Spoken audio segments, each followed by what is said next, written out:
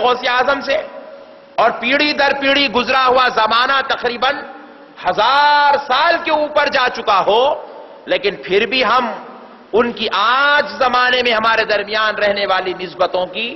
عزت کرتے ہیں، احترام کرتے ہیں، اگرچہ کہ وہ نسبت کسی ایک جھنڈے سے ہی کیوں نہ کر دی جائے، یا کسی انسان سے کیوں نہ کر دی جائے، یا کسی بال والی شے سے کیوں نہ کر دی جائے، کہا جائے کہ یہ بال ہے اور اس کی نسبت، اس کا تعلق حضرت غوث اعظم سے ہے، تو ہم تحقیقات میں نہیں جاتے کہ واقعی حضرت غوث اعظم کا بال ہے کہ نہیں ہے، ان کا منہ مبارک ہے کہ نہیں ہے، یہ ان کا امامہ ہے کہ نہیں ہے، یہ ان کا عصا مبارک ہے نہیں ہے، بس ہم عزت کرنے پر آمادہ ہو جاتے ہیں کیونکہ نسبت غوث اعظم سے ہو چکی ہے،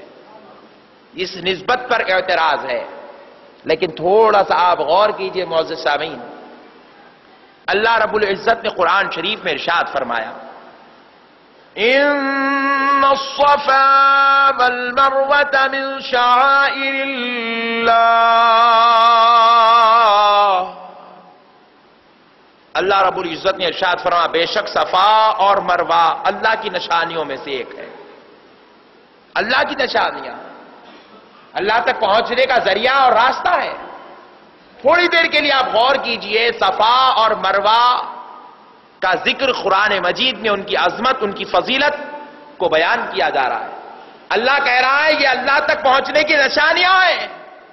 سوال ہوتا ہے کیا یہ صفا اور مروہ کسی پیغمبر کا نام ہے، اللہ کے کسی محبوب اور برگزیدہ بندوں کا نام ہے، یا کسی فرشتوں کا نام ہے، یا جنت کی کسی شے کا نام ہے؟ فرمایا گیا نہیں، یہ دو پتھروں کے نام ہے۔ ہم نے پوچھا یہ پتھروں کو اتنی عزت، اتنی عظمت کیوں دی گئی کہ پروردگار عالم ان کو اپنی شعار، اپنی نشانی کہہ رہا ہے؟ تو جواب ملتا ہے اس لیے کہ ان پتھروں کو حضرت حاجرہ علیہ السلام سے، ان کے خدموں سے نسبت ہو گئی ہے۔ آج بھی حالانکہ حضرت حاجرہ کا دور گزرے، رسول اللہ کے دور اور حضرت حاجرہ کے دور میں ہزاروں لاکھوں سال بیت گئے تھے، ہزاروں سال بیت گئے، لاکھوں سال بیت گئے، اس وقت خدموں کو نسبت ملی تھی، تعظیم کا معاملہ رسول اللہ کے دور میں طے پا رہا ہے، رسول اللہ کے دور تک اس کی عزت، اس کا احترام، اس کی تعظیم، اس کی تکریم بجائی لا جا رہی ہے۔ اور حد تو یہ ہے قرآن جیسے مقدس کلام میں صفا اور مروہ کی عظمتوں پر قرآن کریم کا نزول ہو رہا ہے، ارشادات الہیہ کا نزول ہو رہا ہے، اللہ اپنے احکام نازل کر رہا ہے۔ قیامت تک آنے والے بندوں کو اس بات کی تعلیم دی جا رہی ہے کہ تم پتھروں کی تعظیم کرو، پتھروں کا احترام کرو، پتھروں کی نسبت لو۔ ہم نے پوچھا اے اللہ ہم تجھے اپنا خدا مانتے ہیں، تیرے نبی کو اپنا رسول مانتے ہیں، تیرا اور تیرے نبی کا کلمہ پڑھتے ہیں، تجھے سجدے رکوع اور خیوط کرتے ہیں، اے اللہ کعبے کی عظمت کو ماننے ہم تیار ہیں، لیکن یہ پتھروں کی نسبت کیا ہے؟ تو پروردگار عالم بتلانا چاہتا ہے کہ بندوں دیکھو، اگر تو خدا تک پہنچنا چاہتے ہو تو نسبتوں سے مضبوطی سے دامن تھام لو، نسبتوں کی تعظیم کو قبول کرو، نسبتوں کا احترام قبول کرو، اگرچہ کہ پتھر کی نسبت پتھر کی تعظیم کی وجہ سے ہے، پتھر کی تعظیم پتھر کی نسبت کی وجہ سے ہے، لیکن یہ پتھر کی اگر تم تعظیم کرو گے تو یہ خدا تک پہنچنے کا ذریعہ بنا دی جائے گی، خدا تک پہنچنے کا ذریعہ بنا دی جائے گی۔ غور کرنے والی بات ہے، جو لوگ تعظیم کا انکار کرتے ہیں انہیں تھوڑی سی اپنی عقل کو دخل دینے کی آج ضرورت ہے۔ پتھر ہے، ارے ہم خدا کو سجدہ کرنے والے پتھر کی تعظیم کر رہے ہیں۔ کوئی غیر اگر آئے اور ہمارا ہاتھ پکڑ کر پوچھ لے میاں ہم پتھر کو بٹو لگائے تو کافر ہو گئے، اور تم پتھروں کے اوپر جا رہے ہو، ٹھہر رہے ہو، دعائیں کر رہے ہو، اور تمہارا یہ عقیدہ ہے، تمہارا یہ اسلام ہے کہ جو تم پتھروں پر کھڑے ہو کر دعا کرتے ہو صفا اور مروہ پر، وہ دعا رد نہیں ہوتی۔ صفا اور مروہ ایک ایسے مقام کا نام ہے جہاں پر گناہگار کی دعا قبول ہوتی ہے، رد نہیں کی جاتی۔ ہم اگر پتھر کی عزت کریں، پتھر کی ہم جو ہے اس کو تعظیم لگا کریں تو ہم کافر قرار دیے گئے، اور تم پتھروں پر جا کر دعائیں کرے تو تم مسلمان ہو گئے۔ تو ہمارا جواب صرف ایک ہے، ہم پتھر کی تعظیم حضرت حاجرہ کی نسبت کی وجہ سے کر رہے ہیں، لیکن تم پتھر کو خدا مان کر پوجا کر رہے ہو۔ فرق اتنا ہے کہ تم خدا سمجھتے ہو، ہم خدا نہیں محبوبوں کی نشانی سمجھ کر عزت کر رہے ہیں۔ اللہ بتا رہا ہے جو محبوبوں کی نشانی سمجھ لے وہی مسلمان ہے، وہی ایمان والا ہے جو محبوبوں کی نسبت سے پتھروں کی بھی عزت کرے۔ پھر دوسرا آئیے، یہی پتھر نہیں اور ایک پتھر بھی ہے۔ اللہ رب العزت نے قرآن شریف میں ارشاد فرمایا،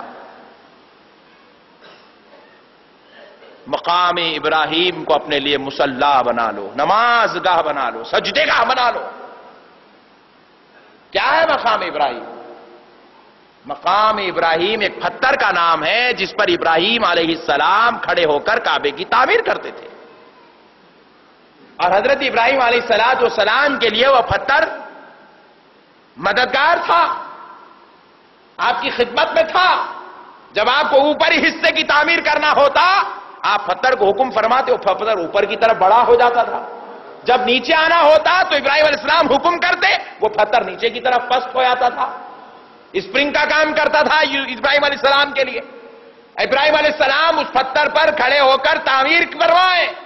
اللہ نے دیکھا کہ میرا محبوب اپنی اس تعمیر کعبہ کے لیے اس پتھر کو پسند کرتا ہے، تو رب کریم نے کہا ابراہیم چاہے کچھ بھی ہو جائے، یہاں کے در و دیوار بدل جائے، یہاں کی راگ و رنگت بدل جائے، یہاں کی زیب و زینت بدل جائے، مسجد حرام کا نقشہ بدل جائے، لیکن مقام ابراہیم کی جگہ نہیں بدلی جائے گی، اور قیامت تک آنے والے ہر مسلمان کے لیے مقام ابراہیم کو سجدگاہ بنا دیا جائے گا۔ پوچھا گیا مولا مقام ابراہیم کو اتنی عزت، اتنی تعظیم، اتنا احترام